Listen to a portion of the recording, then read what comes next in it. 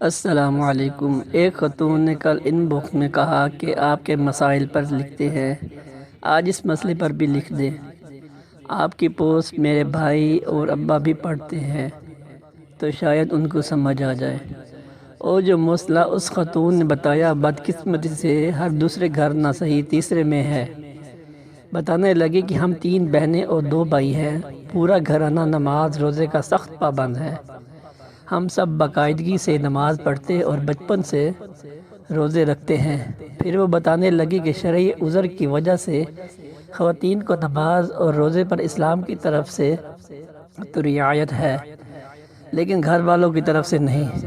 جن دنوں ہم بہنوں میں سے کسی کو نماز نہ پڑھنی ہو یا روزہ نہ رکھنا ہو تو مصیبت میں پڑ جاتی ہیں۔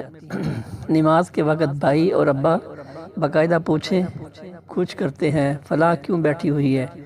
نماز کا وقت ہو گیا ہے اور ہمیں ناپاکی کے باوجود بھی ان کے سامنے وضو کر کے نماز پڑھنے کا ڈرامہ کرنا پڑتا ہے۔ یہی حال روزوں کا ہے۔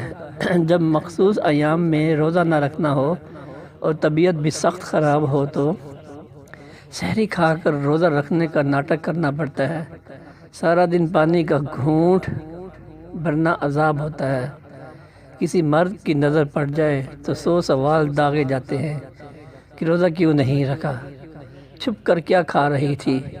اب اپنے بھائیوں یا باپ کو کیسے بتائیں کہ روزہ کیوں نہیں رکھا؟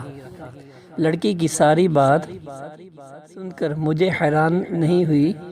یہ المیہ ہر لڑکی کے ساتھ ہے، اور دوسرا المیہ یہ ہے کہ جو جوان جہاں بھائی اور شادی شدہ مرد بھی اس معاملے میں چھپنے کا بنتے ہیں، جیسے ان کو تو علم ہی نہیں کہ خواتین کو کچھ ایام میں اسلام کی طرف سے بھی چھوٹ ہے۔ اس معاملے میں مائیں بھی بے بس پائی گئی ہیں۔ وہ لڑکی کے باپ یا بھائیوں کو سمجھانے کی بجائے الٹا لڑکی کو یہ باور کرواتی ہیں کہ خدا نخواستہ گھر کے کسی مرد کو پتہ چل گیا کہ تم نے کس وجہ سے روزہ نہیں رکھا تو وہ مارے شرم کے زمین میں گڑ جائے گی۔ مجھے یہ بتاتے کہ ہم 21ویں صدی میں داخل ہو چکے ہیں، انٹرنیٹ کا زمانہ ہے، اسکول جانے والے بچوں کو بھی سب باتوں کا علم ہے۔ اس کے باوجود بعض گھرانوں کے مرد اس قدر جاہل کیوں ہیں؟